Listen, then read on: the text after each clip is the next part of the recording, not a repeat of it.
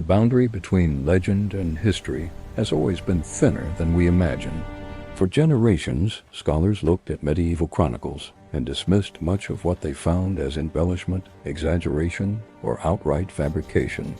Warriors who fought in supernatural frenzies, entire populations seized by irresistible compulsions to dance, trials that determined guilt through divine intervention. Surely these were nothing more than the colorful inventions of a superstitious age. But beneath the surface of these ancient stories lies something far more remarkable.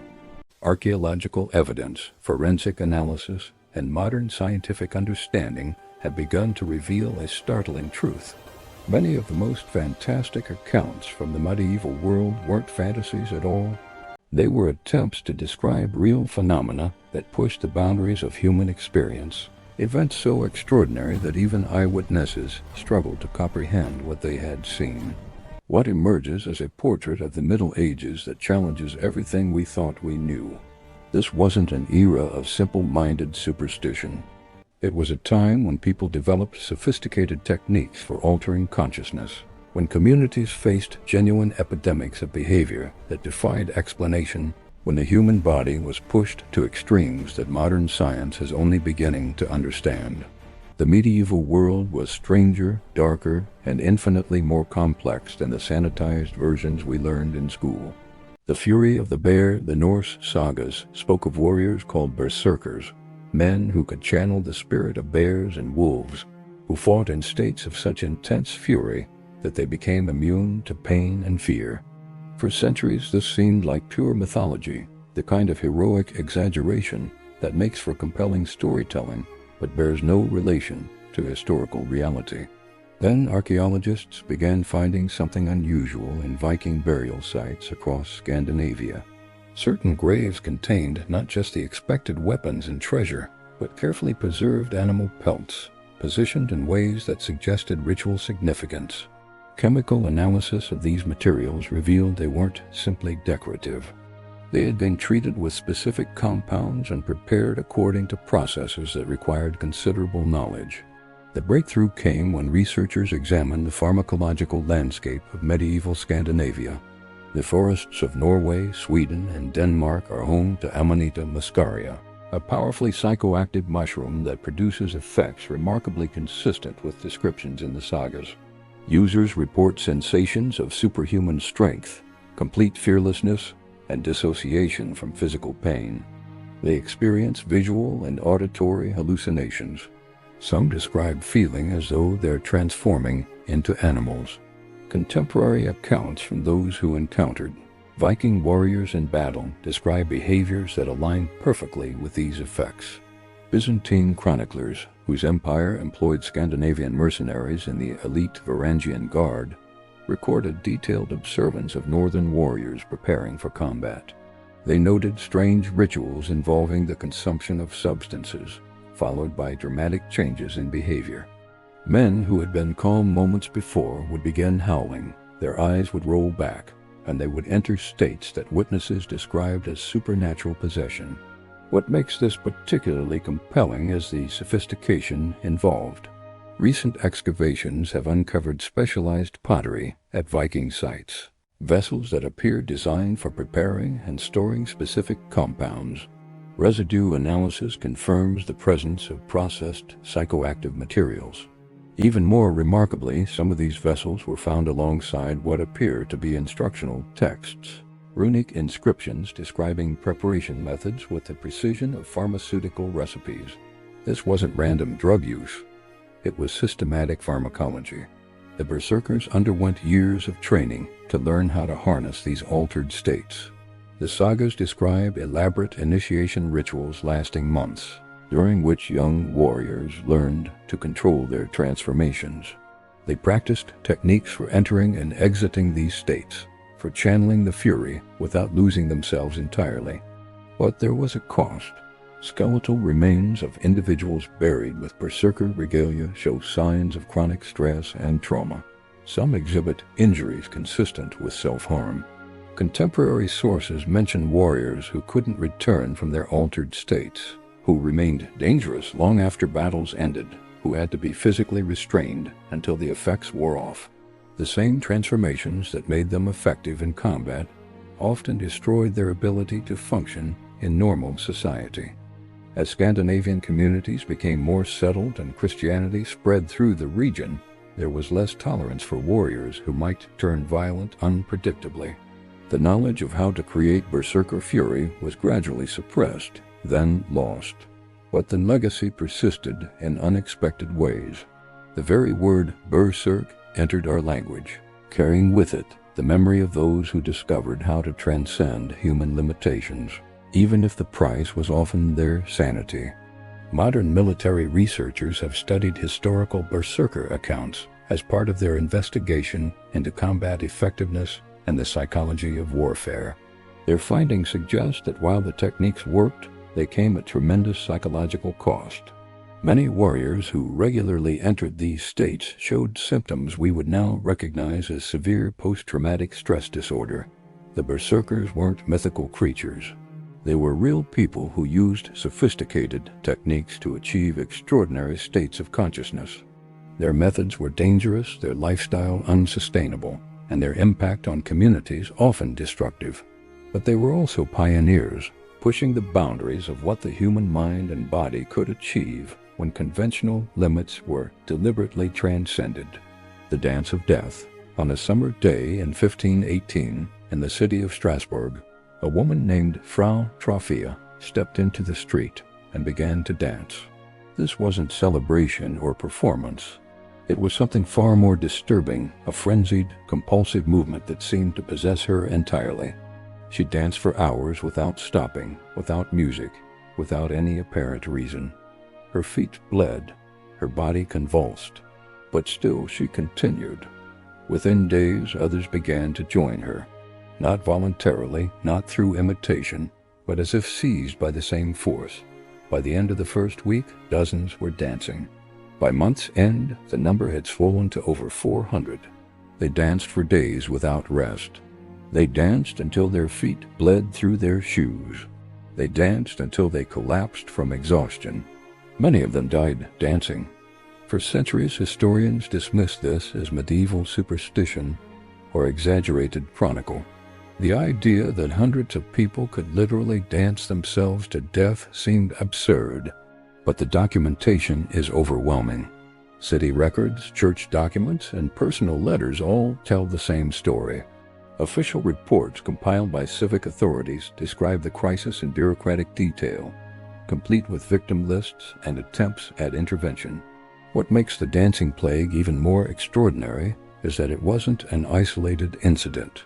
Similar outbreaks occurred throughout medieval Europe. In 1374, a dancing epidemic swept through the Rhine Valley, affecting thousands across multiple cities. In 1428, nuns in a German convent were seized by uncontrollable dancing that spread through the entire sisterhood. Each outbreak followed the same pattern: sudden onset, rapid contagion, weeks or months of duration, and deaths from exhaustion and heart failure.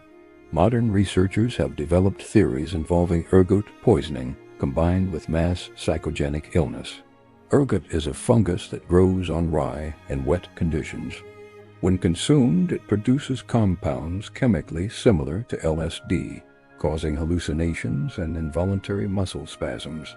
But ergot alone doesn't explain the contagious nature or the specific focus on dancing. This is where the psychology becomes crucial. The 14th and 15th centuries were periods of intense stress in Europe.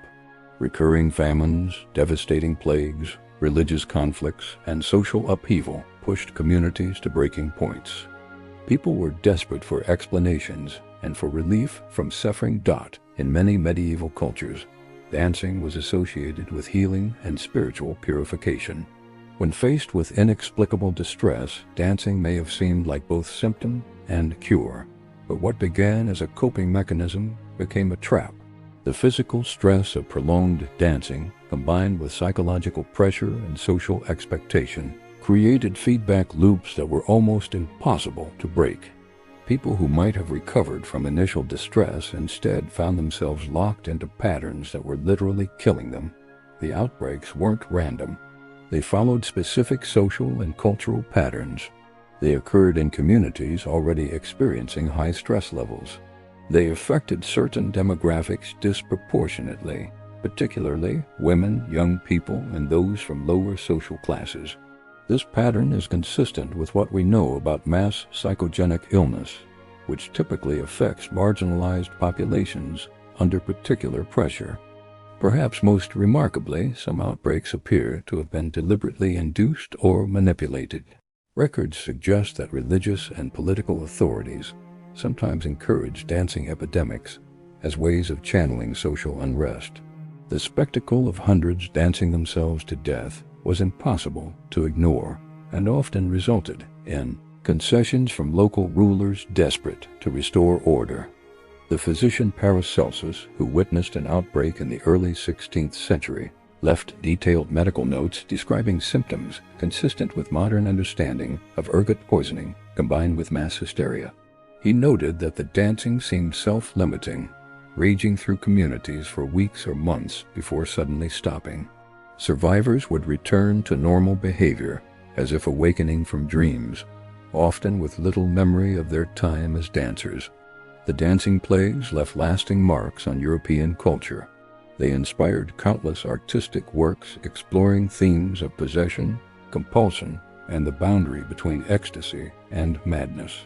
The image of people dancing themselves to death became a powerful metaphor for the dangers of losing control, of surrendering to forces beyond rational understanding. Modern outbreaks of mass psychogenic illness, from historical cases to contemporary episodes in schools and workplaces, show that the underlying mechanisms are still with us. When people are under extreme stress, when social structures break down, when communities seek explanations for inexplicable suffering, the same patterns of collective psychological breakdown can occur. The dancing plagues of medieval Europe offer crucial lessons about the fragility of human psychology and the power of social contagion, lessons that remain relevant in our own time. The Children's Crusade in the summer of 1212, a shepherd boy named Stephen claimed to have received a vision commanding him to lead a crusade of children to the Holy Land, not with weapons, but with pure faith. The Mediterranean Sea would part before them, he promised, just as the Red Sea had parted for Moses. Their innocence would succeed where adult warriors had failed. For centuries, historians dismissed this as pious fiction, a moral tale with no historical basis. The idea that thousands of children would abandon their homes to march across Europe on a religious mission seemed too fantastical to take seriously. But as researchers examined the documentary evidence, they discovered something disturbing. The Children's Crusade actually happened. Real children, real suffering, real tragedy on a scale that medieval chroniclers may have understated rather than exaggerated. Word of Stephen's vision spread rapidly through northern France.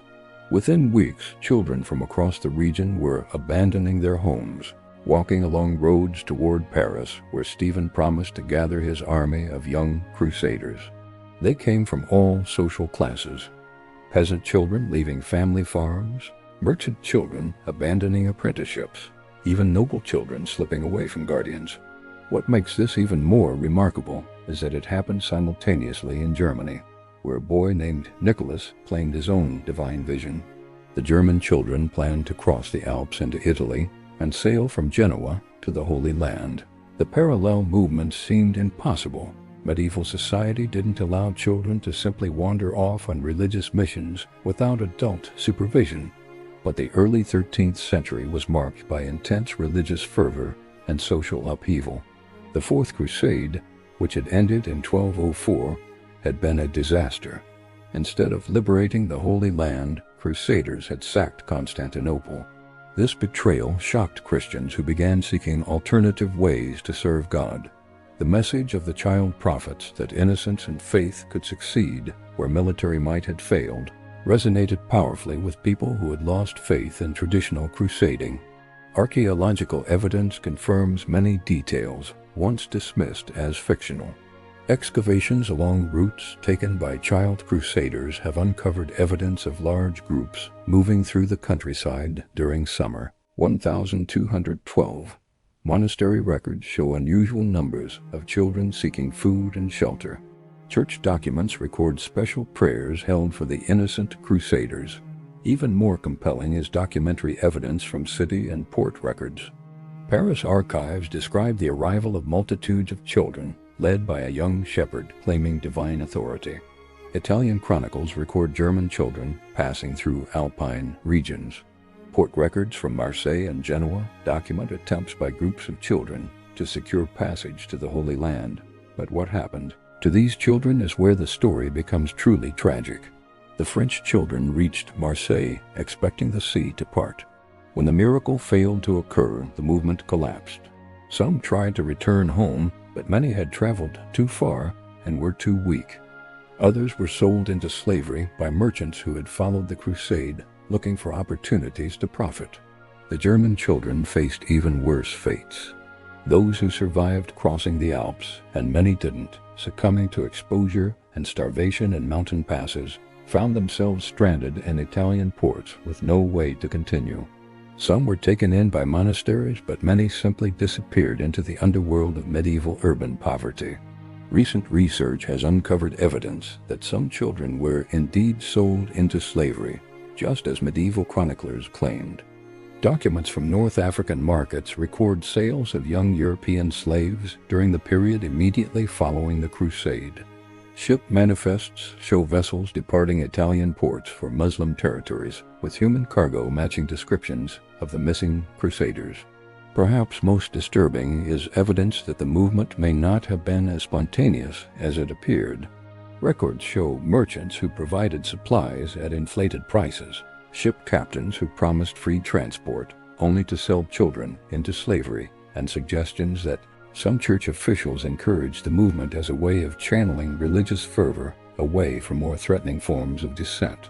The aftermath was devastating for families and communities. Parents who had initially been proud of their children's devotion were left to mourn sons and daughters who would never return. Villages that had sent significant numbers of children faced labor shortages and demographic crises lasting generations. The Children's Crusade had lasting effects on European attitudes toward popular religious movements. Church authorities became much more suspicious of claims of divine revelation, especially from children or marginalized groups. New procedures were established for investigating religious visions, with greater emphasis on church hierarchy and institutional authority. But perhaps the most significant legacy was cultural. The story of innocent children who set out to serve God and ended as victims of adult greed became a powerful symbol of lost innocence and betrayed faith. It inspired countless works exploring themes of religious devotion, social exploitation, and the vulnerability of the young. The Children's Crusade serves as a reminder of how easily religious enthusiasm can be manipulated and exploited. The children who followed Stephen and Nicholas were sincere in their faith and genuine in their desire to serve God, but their innocence made them easy targets for adults who saw them as opportunities for profit rather than human beings deserving protection. Trial by ordeal. Picture being accused of theft in medieval Europe. Instead of hiring a lawyer or facing a jury, you must stick your hand into boiling water to grab a stone. If your burns heal cleanly in 3 days, you're innocent. If they fester, you're guilty. This was trial by ordeal, a justice system that historians dismissed for centuries as peak medieval irrationality, evidence that our ancestors were superstitious barbarians. But recent research suggests trial by ordeal was actually a surprisingly effective justice system that combined religious theater with sophisticated psychology. In small medieval villages, serious crimes rarely happened in complete secrecy. If someone stole church silver or murdered the miller, multiple people usually had suspicions, but nobody wanted to point fingers directly because accusations could start blood feuds lasting generations. Trial by ordeal solved this problem brilliantly. The accused would spend days preparing while the entire village watched. Church bells rang. Priests prayed. Everyone gathered to witness divine judgment. The psychological pressure was enormous. Modern researchers have discovered something fascinating. Many people who went through trial by ordeal never actually touched the boiling water. They confessed before the ceremony was complete. The ritual itself, with all that build-up and community scrutiny, cracked people who might never have admitted guilt under normal questioning. For those who did go through with the ordeal, results weren't as random as they seemed. Innocent people, genuinely convinced of their innocence and right relationship with God, approached the test with relative calm. Stress and anxiety, it turns out, make burns worse by affecting blood flow and healing. Confident, relaxed people genuinely healed faster from identical injuries. Guilty people, on the other hand, were often psychological wrecks by the time they reached the boiling pot. Medieval people truly believed God saw everything. Facing what they thought would be direct, divine judgment was terrifying. That terror translated into worse healing outcomes. But there's more. The priests and officials running these ordeals weren't naive. They had generations of experience reading people, and they had ways of influencing outcomes. Water temperature could be adjusted slightly. Examination of wounds after 3 days was subjective. Innocent people often had family and friends providing good medical care during the waiting period, while guilty parties might find themselves mysteriously neglected. Archaeological evidence from medieval churches has uncovered specialized vessels for heating water and iron, some showing signs of treatment with substances that would affect how hot they got or how much damage they caused. The system had built-in flexibility, allowing experienced operators to nudge results toward what they believed was truth. Statistical analysis suggests trial by ordeal had accuracy rates around 90%, better than many modern justice systems. Not because God was intervening, but because it was a carefully designed method for extracting confessions and applying community knowledge about who had actually committed crimes. By our standards, this isn't justice. But for isolated communities with no forensic science, no professional police, and no DNA testing, it was a remarkably effective way to maintain social order while giving everyone, including the accused, a sense that truth would ultimately prevail. The decline of trial by ordeal came not from recognition of its flaws, but from changes in social organization. As centralized governments developed professional legal systems, they needed standardized procedures that could be applied consistently across large territories. The personalized, community-based approach of ordeal trials didn't scale to nation-states and bureaucratic administration. But the underlying principles, using psychological pressure to elicit truth, allowing communities to participate in justice, creating rituals that gave moral weight to legal proceedings, these persist in modified forms throughout our legal systems today. The oath sworn on the Bible, the formality of courtroom procedures, the jury of peers drawn from the community, all echo elements of the ordeal tradition.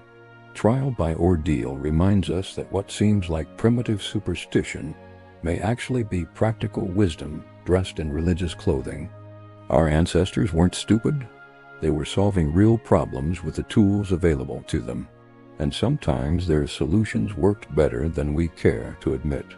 The Wild Hunt, medieval Europeans spoke in terrified whispers of the Wild Hunt, a ghostly cavalry of supernatural riders who swept across winter skies, gathering souls and bringing doom to anyone unlucky enough to witness their passage.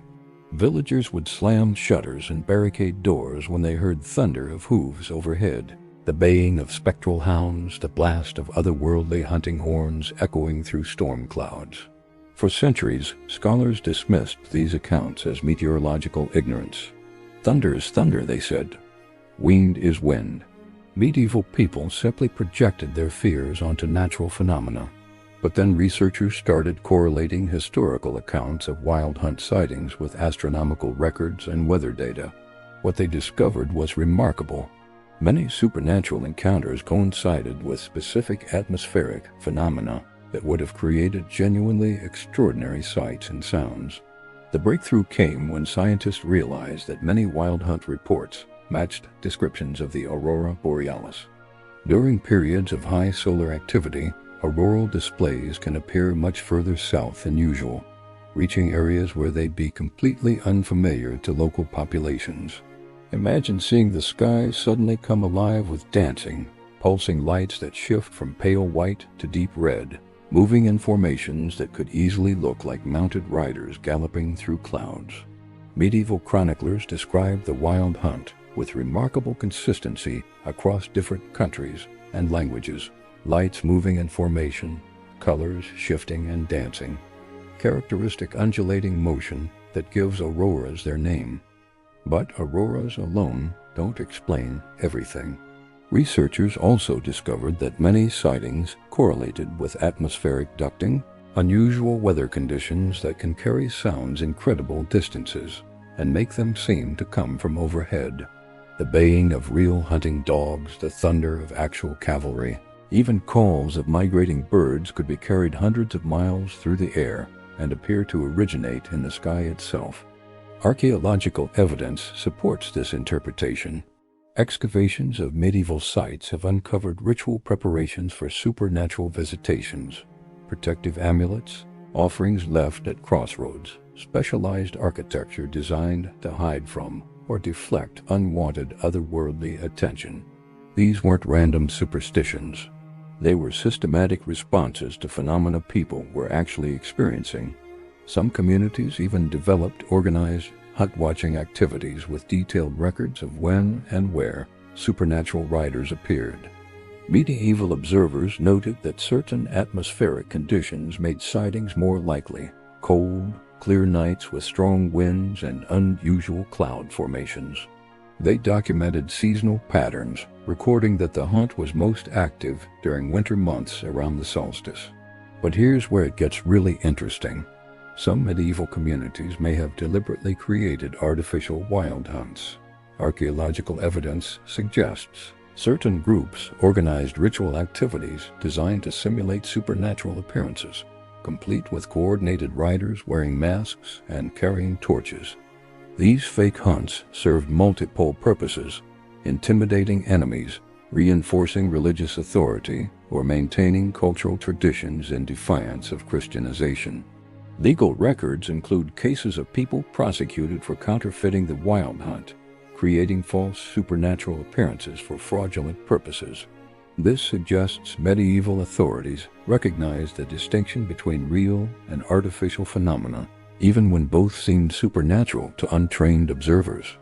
The psychological dimensions are equally fascinating. Extreme weather, sleep deprivation, and psychological stress can create vivid hallucinations that seem completely real. Medieval people enduring harsh winters, military campaigns, or epidemic diseases would have been particularly susceptible to these experiences. The wild hunt also functioned as an early warning system. Communities reporting wild hunt sightings often experienced actual disasters within months. Not because supernatural riders caused these events, but because the atmospheric and social conditions that produced hunt sightings were also associated with increased risks of famine, disease, and warfare. Medieval observers were remarkably good at pattern recognition, even without understanding underlying mechanisms.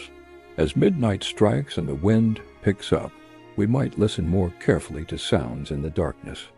Our ancestors heard the same winds, saw the same strange lights dancing across winter skies, and created stories to make sense of phenomena that exceeded their understanding but not their observation. The ghostly riders may be explained away by science and banished by electric lights, but their memory lingers as a reminder that the world is still full of wonders we don't fully understand. The plague doctor's mask. The image is unforgettable. A tall figure in a long black robe and eerily beaked mask, stalking through streets littered with the dead and dying like some medieval harbinger of doom. A waxed leather coat reaching to the ankles, wide-brimmed hat, leather gloves covering every inch of skin, and that grotesque bird-like beak protruding nearly a foot from the face, with dark glass eyes that make the wearer look more demon than healer. For centuries, medical historians looked at plague doctors and saw everything wrong with medieval medicine: quackery, superstition, costumes designed more to terrorize than treat. The whole outfit seemed like elaborate theater with no medical purpose beyond psychological intimidation. Recent analysis has revealed something remarkable.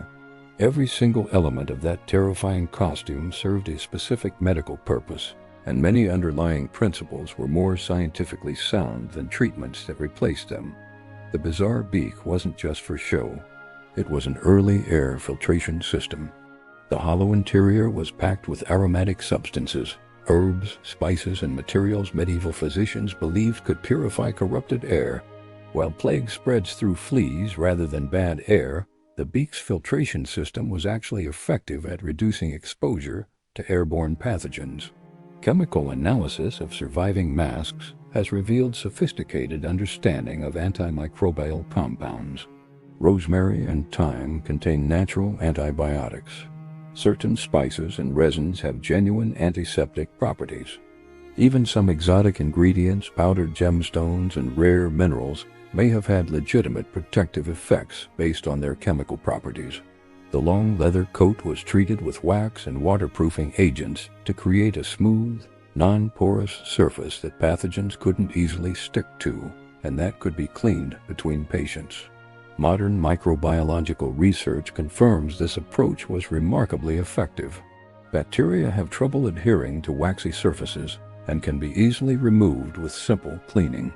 Computer modeling has shown that the overall design created airflow patterns directing potentially contaminated air away from the physician's body. The mask created positive air pressure, preventing inhalation of dangerous particles. Multiple layers of protection made accidental exposure extremely unlikely. But the costume served purposes beyond physical protection. The frightening appearance created psychological distance, allowing doctors to work with dying patients without becoming overwhelmed by emotion.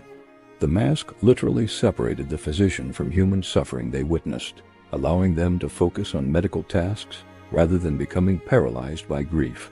The dramatic look also served as professional identification during chaos. When plague struck, normal social structures collapsed. The distinctive costume allowed plague doctors to move safely through infected areas and gain access to patients who might otherwise be left to die alone. Demographic analysis of plague mortality shows that communities with active plague doctors had significantly lower death rates than those without medical care.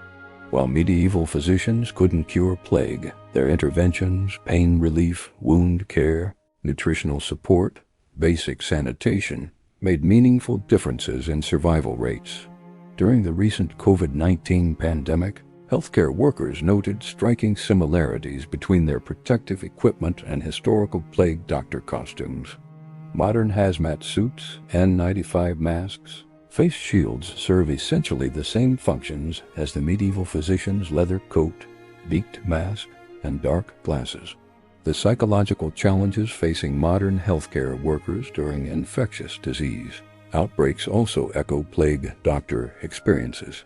Maintaining professional detachment while witnessing massive suffering, using protective protocols for both physical safety and emotional survival, relying on distinctive medical clothing as both practical protection and professional identity. The beaked masks are gone from our hospitals, but their spirit lives on in every healthcare worker who puts on protective equipment and walks into danger to care for others. Perhaps that's the most important lesson. Healing has always required not just knowledge, but courage to face the unknown while wearing whatever armor we can fashion from materials at hand. The Green Children of Woolpit. In these quiet hours, let me tell you about one of medieval England's strangest mysteries. Two children with bright green skin who appeared in a Suffolk village sometime in the 12th century, speaking an unknown language and eating only raw beans. The story comes from two reliable medieval chroniclers who insisted they were recording fact. According to their accounts, harvest workers near the village of Woolpit discovered the children near ancient wolf-trapping pits, but these weren't ordinary lost children. Their skin was completely green, not painted or dyed, but naturally colored. They spoke no recognizable language, wore clothes of unfamiliar materials, and refused normal food. The local lord took them in and tried to care for them. Over months, they initially would only eat raw beans. Gradually, they accepted other foods, and their health improved. The boy, who seemed younger, remained sickly and died within months, but the girl survived. Here's where it gets interesting. Over time, her green coloration faded until her skin appeared normal, though it retained a slight olive tinge. As she learned English, she provided explanations for her origins. She claimed she and her brother came from a land of perpetual twilight where everyone had green skin.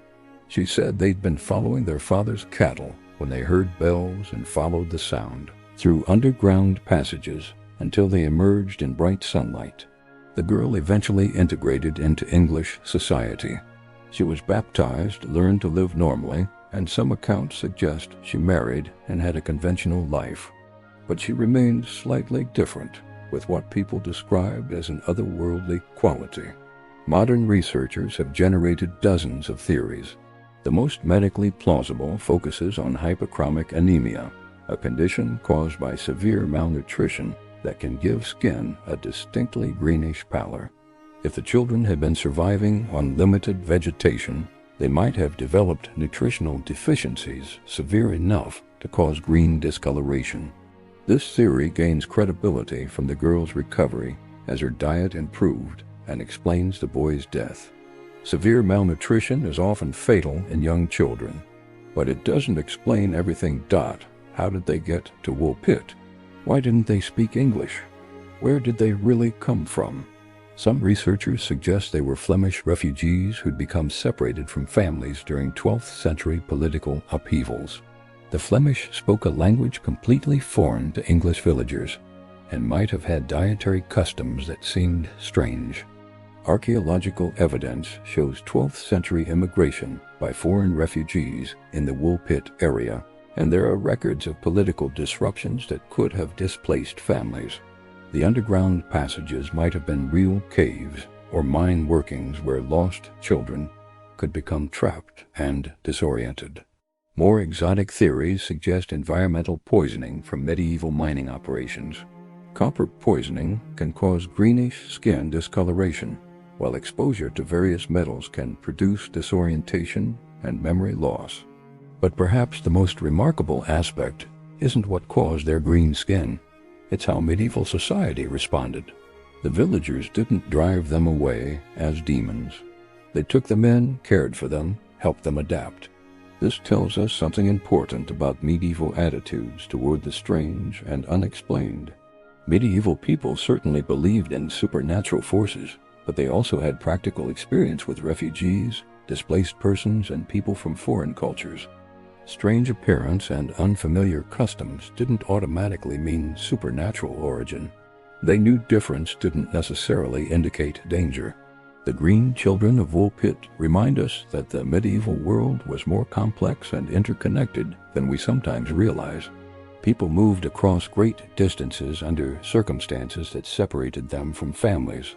Children especially might end up far from home with no clear memory of how they traveled. Whether they were refugees, disaster survivors, or something else entirely, their story illustrates the remarkable compassion of medieval communities. Faced with children from unknown backgrounds, the people of Woolpit responded with kindness rather than fear. They didn't need to understand where the children came from to recognize they needed help. The tarantella cure. In the deep stillness of night, let me tell you about a medical treatment so strange that doctors dismissed it for centuries as pure Italian superstition. The tarantella, a frenzied dance prescribed as the only cure for tarantula spider bites in medieval southern Italy. Picture this: you're working the olive harvest in Puglia when a spider bites your ankle. Within hours, you're restless, agitated, filled with an irresistible compulsion to move. The village doctor doesn't prescribe medicine. He calls for musicians.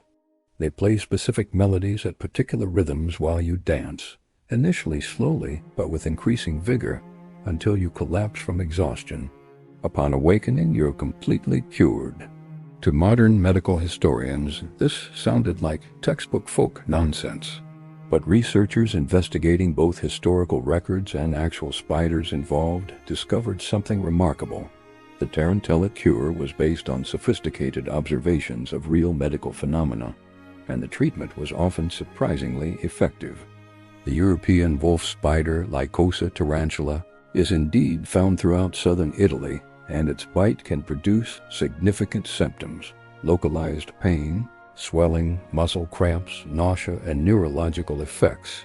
But what made tarantula bites special wasn't their physical effects. It was how medieval healers had learned to treat them. Here's the key insight. Many symptoms attributed to spider bites were actually consistent with anxiety disorders and panic attacks. The spider bite might cause some physical discomfort, but major disability often came from the victim's psychological response. In medieval southern Italy, tarantula bites were believed potentially fatal. The fear this belief produced could trigger cascades of symptoms that were often more debilitating than actual venom effects. But the tarantella cure addressed these symptoms through sophisticated combinations of physical activity, social support, and altered consciousness that modern medicine recognizes as genuinely therapeutic. Vigorous dancing served multiple functions: discharging muscle tension, increasing circulation, promoting toxin elimination through sweating, triggering endorphin release that reduced pain and promoted well-being. The social dimension was equally important.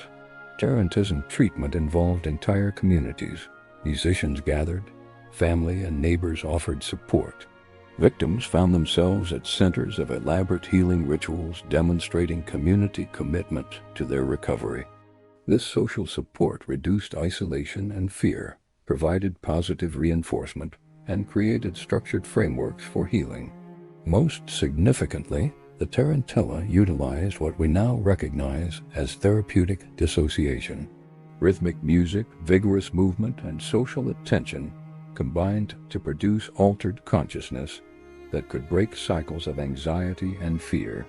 Modern research into dance therapy confirms many principles underlying the tarantella cure. Rhythmic movement produces therapeutic effects for wide ranges of psychological and neurological conditions. The specific rhythms and melodies used in tarantella music have measurable effects on brain activity and autonomic nervous system function. Archaeological evidence supports the sophistication of tarantism treatments. Excavations in southern Italy have uncovered musical instruments, dance spaces, and artifacts associated with healing rituals. Renaissance medical treatises describe the condition in detail and provide specific treatment instructions. Athanasius Kircher, a 17th century Jesuit scholar, wrote what may be the first systematic medical description of tarantism. His work shows that educated observers recognized it as a complex phenomenon requiring careful observation and systematic treatment. Kircher noted that different victims responded to different musical approaches.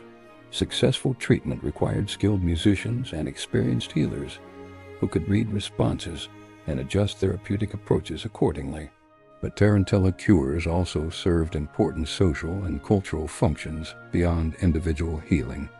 In rigid medieval social hierarchies, tarantism provided acceptable outlets for emotional expression and physical release, particularly for women and lower-class members. Many cases may actually have been conversion disorders, psychological conditions where emotional distress manifests as physical symptoms. The tarantella allowed people to experience ecstatic states, express deep emotions, and receive community attention in ways otherwise forbidden. It provided temporary escape from social restrictions while reinforcing community bonds and cultural traditions. Today, as we rediscover therapeutic values of dance and movement, the tarantella cure no longer seems like primitive superstition. Instead, it appears as sophisticated holistic medicine addressing complex interplay between physical symptoms, psychological distress, and social isolation that characterizes many forms of illness. Where myth meets memory, the sun climbs toward its zenith, and our journey through medieval mysteries draws to a close. We've walked with Berserker warriors who discovered how to transcend human limitations through carefully controlled, altered states. We've witnessed dancing plagues that revealed the terrible power of social contagion. We've seen children march to tragedy, driven by sincere faith manipulated by adult greed. We've examined justice systems that combined religious theater with psychological sophistication. What emerges from these stories is a portrait of the Middle Ages that challenges every comfortable assumption. This wasn't an age of darkness punctuated by occasional glimmers of reason. It was a time of constant experimentation, of people pushing boundaries of knowledge with tools available to them, of communities developing sophisticated responses to challenges that would test any society. The Berserkers weren't mythical monsters, but pioneers in the exploration of consciousness. The dancing plague victims weren't simple-minded believers, but people caught in feedback loops of stress and social pressure. The Children's Crusade wasn't pure fantasy, but a genuine movement that ended in exploitation. Trial by ordeal wasn't random superstition, but a carefully designed system for extracting truth. The Wild Hunt wasn't pure imagination, but attempts to describe atmospheric phenomena beyond their understanding. In each case, what seemed like fantasy preserved genuine knowledge. What appeared to be superstition often reflected sophisticated observations. What we dismissed as impossible frequently turned out to be real, just interpreted through different conceptual frameworks. This matters because it forces us to confront our own assumptions about progress and enlightenment. We like to believe we've moved beyond the ignorance of the past, that we understand the world in ways our ancestors couldn't. But the medieval world reminds us that intelligence and knowledge aren't the same thing, that people can be remarkably sophisticated in their methods, while being fundamentally wrong about underlying causes, and that sometimes what looks like advancement is simply a different form of ignorance. The greatest lesson may be about humility. Our ancestors weren't stupid. They were solving real problems with available tools. They developed techniques that often worked, even when their theories about why they worked were incorrect. They created systems that maintained social order, provided healing, and gave meaning to existence in ways that satisfied their needs, even if those systems wouldn't satisfy ours. As we look back across the centuries at those who came before us, we might ask ourselves, what will future generations think when they examine our beliefs, our practices, our certainties? What aspects of our world that seem obviously true will turn out to be misconceptions? What techniques we dismiss as primitive might actually contain wisdom we've lost? The medieval mysteries teach us that the line between myth and reality is always thinner than we imagine. They remind us that human experience is far richer and stranger than any single framework can capture. They show us that truth comes in many forms, some of which we're not yet equipped to recognize. The fires have burned down. The shadows have retreated. But the stories remain, waiting for those brave enough to look past comfortable assumptions and confront the beautiful, terrible complexity of what it means to be human in a world that refuses to fit neatly into our categories of possible and impossible, rational and irrational, myth and history. The medieval world was never what we thought it was. Perhaps our own world isn't either.